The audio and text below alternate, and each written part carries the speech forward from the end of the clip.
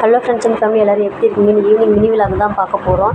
Evening பார்த்திங்கன்னா எங்கள் மணிக்கு கொஞ்சம் அரிசி கழுவி அடுப்பில் வச்சுட்டு அதுக்கப்புறம் ஆட்டுப்பட்டியை திறந்து விட்டோம். ஆடு ஒரு பட்டியிலேருந்து இன்னொரு பட்டிக்காக அவுத்து விட்டோம். ஏன்னா அப்போ தான் அந்த பட்டி பூட்ட முடியும். காலிலேருந்து அந்த ஒரே பட்டியில் தான் இருக்குது. எங்கேயும் அவுத்து விட்டு மேய்க்க முடியாது, இடமும் இல்லை, பில்லும் எதுவும் கிடையாது. அதனால் தீவனத்தில் வெட்டி போட்டுட்ருக்கோம். இப்போ அந்த பட்டி போய் கூட்டணும். அதுக்காக இந்த பட்டியில் வந்து நாங்கள் அவுத்து விட்டுட்டோம். இந்த ஒரு தடவை இப்போ ஒரு தடவை தீவனப்பில் போட்டிருக்காங்க. அந்த தீவனப்பில் பத்தாது, அதனால் திரும்ப தீவனப்பில் வெட்டிட்டு வந்து போடுவோம். இது பாருங்கள், தீவனப்பில் எப்படி வளர்ந்துருக்கு பாருங்கள். இதே தான் மாட்டுக்கும் வெட்டி போடுவோம். ஒரு நாளைக்கு ஆட்டுக்கு வந்து 2 தடவை வெட்டி போடுவோம். ஆனால் இது வெட்டும் போது பார்த்து ஜாக்கிரதையாக வெட்டணும். ஏன்னா அது வந்து கண்ணில் கிழிச்சினா புண்ணாயிடும், ரொம்ப கஷ்டமாயிடும். அப்புறம் கையெல்லாமே ரொம்ப கீறலாக இருக்கும். அம்மா தான் வெட்டிகிட்டு இருக்காங்க பாருங்கள். ஃபுல் ஹேண்ட் சட்டை தான் போடுவாங்க எப்பயுமே, ஆனால் இப்போ இன்றைக்கி வந்து ஆஃப் ஹேண்ட் சட்டை தான் போட்டிருக்காங்க. இது பாருங்கள், இது பயங்கர சொனையாகவும் இருக்கும். சொன்ன தாங்காமல் நைட்டு அம்மா வந்து எண்ணெய் தேய்ச்சிக்குவாங்க கையில் காலிலெல்லாம்.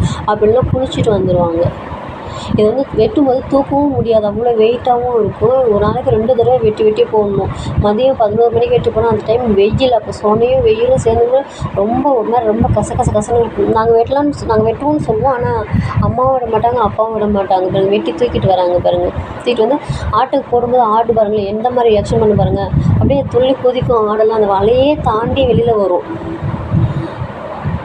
சுற்றிலும் வலை தான் கட்டி வச்சுருக்கோம் ஆட்டை சுற்றியும்.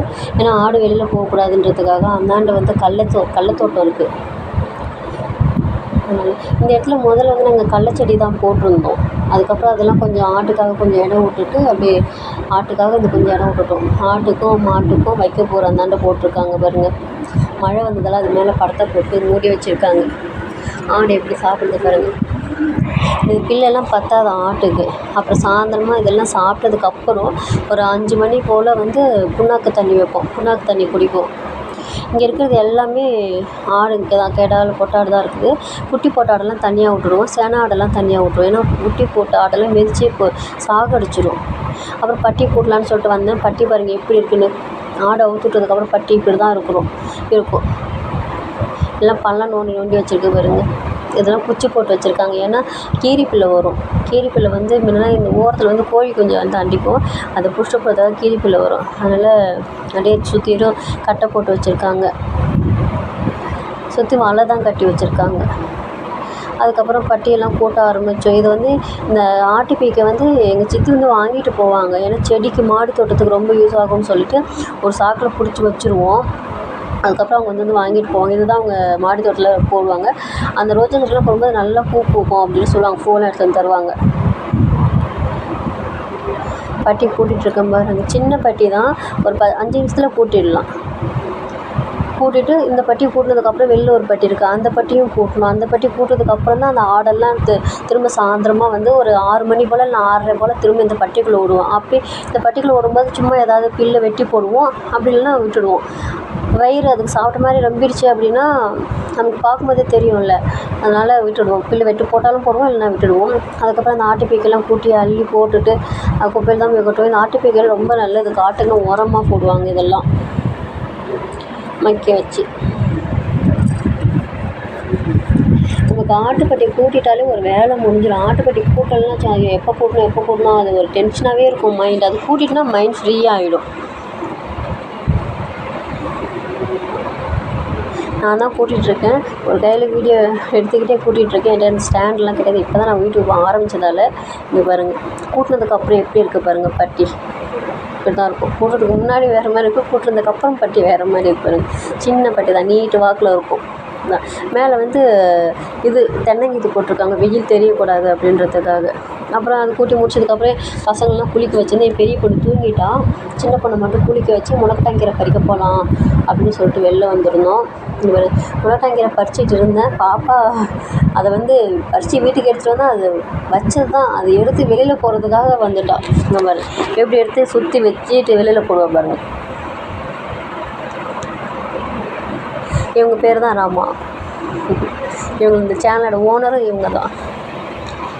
அதுக்கப்புறம் சின்ன பாப்பாவும் தூங்கிட்டா. அதுக்கப்புறம் அந்த முளக்கட்டாங்கீரையெல்லாம் பறித்து வச்சுருந்தேன். அப்புறம் தான் நாளைக்கு வந்து போண்டா சுட முடியும், இல்லைனா கீரை தோசை ஏதாவது போட முடியும். ஏன்னா எங்கள் தாத்தாக்கு முட்டு வலிக்குதுன்னு சொன்னார். இதை செஞ்சு கூட போண்டா செஞ்சு கூட ரொம்ப நாள் கேட்டுகிட்டே இருந்தார். அதனால தான் இன்றைக்கி பறித்து வச்சுட்டோம். பறித்து ஃப்ரிட்ஜில் வச்சுட்டோம். அப்புறம் வச்சதுக்கப்புறம் டீ போடணும்ல, சாயந்தரம் ஈவினிங் இஞ்சி போட்டு நல்லா டீ போட்டு, ஏன்னா எங்கள் அம்மா அப்பா மாடு கட்டிகிட்டு இருக்காங்க, எங்கள் தாத்தாவும் அங்கே இல்லத்தட்ட தண்ணி கட்டிகிட்டு இருந்தார் சாயந்தரம். அப்புறம் ஆனால் டீ போட்டு வடிகட்டி இந்த மேலாடையெல்லாம் நான் காலையிலே பால் காய்ச்சி வச்சுட்டேன், ஜூஸ் போடுறதுக்காக, கொஞ்சம் டீ போடுறதுக்காக. அது மேலே எடுத்து வச்சுட்டு டீ போட்டு ஆற்றி எங்கள் தாத்தாவுக்கு கொண்டு போய் கொடுக்கணும். அவர் கொஞ்சம் அங்கேருந்து நான் எங்கள் பக்கத்து வீட்டில் சித்தப்பா வீட்டில் தான் இருக்கார்.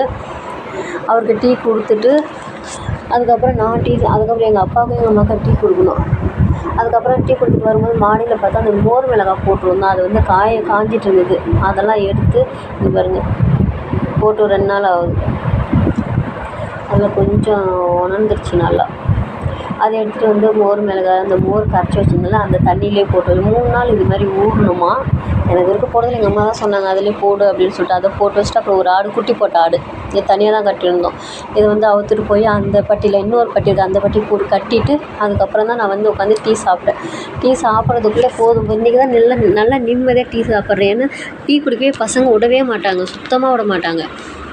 கீழே ஊற்றிடுவாங்க, இல்லைன்னா அவங்க சாப்பிடுவாங்க, டீ குடித்த மாதிரியே இருக்காது. அப்புறம் டீ குடிச்சிட்டு அப்புறம் நைட்டுக்கு டின்னர் ரெடி பண்ணணும்ல. அப்போ நைட்டுக்கு தோசை இட்லி தான். இட்லி ஊற்றிட்டு அப்புறம் எங்கள் அப்பாவுக்கு மட்டும் தோசை. ஒவ்வொரு வீட்லேயும் ஒவ்வொருத்தரும் ஒவ்வொரு மாதிரி. எங்கள் அப்பாவுக்கு இட்லி பிடிக்காது, எங்கள் அம்மாவுக்கு இட்லி தான் பிடிக்கும். அப்புறம் அவங்களுக்குலாம் இட்லி ஊற்றி வச்சுட்டு எங்கள் அப்பாவுக்கு 5 தோசை போட்டு வச்சுட்டு அவ்வளோதான். இன்றைக்கி நைட்டு டின்னர் இதோட முடிச்சிடுவோம். தக்காளி சட்னி இல்லைனா பொட்டுக்கடலை சட்னி அரைச்சிடுவோம். காலைல வச்ச குருமா கொஞ்சம் இருக்குது, அதோட விட்டுட்டோம். ஏன்னா பசங்க 2 பேருமே தூங்கிட்டாங்க, அவங்க இன்றைக்கி நைட்டு எதுவுமே சாப்பிடல. அப்புறம் மாவெல்லாம் கரைச்சி ஒரு குண்டாலேருந்து மாவெல்லாம் எடுத்து வெளில வச்சுட்டோம். அப்புறம் நைட்டு பாருங்கள் கொஞ்ச நேரத்தில் அவள் எந்திரிச்சிட்டா. அப்புறம் இவளுக்கு கொஞ்சம் இட்லி ஊட்டி விட்டுட்டு அப்புறம் அவளும் தூங்கிட்டா. அவன் தூங்கினதுக்கப்புறம் தான் இந்த பூவெல்லாம் கொஞ்சம் கட்ட ஆரம்பித்தேன். அன்றைக்கி பறித்த பூ தான் ஃப்ரிட்ஜில் வச்சு அப்படியே இன்றைக்கி தான் கரெக்டாக டைம் கிடச்சிருக்கு. ஏன்னா கட்டும்போது பசங்க விடவே மாட்டாங்க, எடுத்து அப்படியே ஒரே கை தான் கசக்கி போட்டுருவாங்க. இல்லை ஃபேன் கத்தலை அது ஒன்றுமே பண்ண முடியாது. பசங்க இருக்கும்போது அவங்க தூங்குறப்ப தான் நம்ம ஏதாவது பண்ண முடியும். இந்த பூவெல்லாம் கட்டி நாளைக்கு தான் பசங்களுக்கு தலை சீவி வச்சு விடணும். இல்லை அப்புறம் எங்கள் பாட்டிக்கு கொஞ்சம் குண்டுமல்லி அந்த பூத்துச்சில் அந்த பூவும் கொஞ்சம் பறித்து கட்டி எங்கள் பாட்டிக்கு வைக்கணும். இதோட இன்றைக்கி வேலை முடிஞ்சிச்சுங்க, அவ்வளோதான். இந்த வீடியோ பிடிச்சிருந்தா உங்களுக்கு பிடிச்சிருந்தா ஷேர் பண்ணுங்கள், லைக் பண்ணுங்கள், சப்ஸ்கிரைப் பண்ணுங்கள்.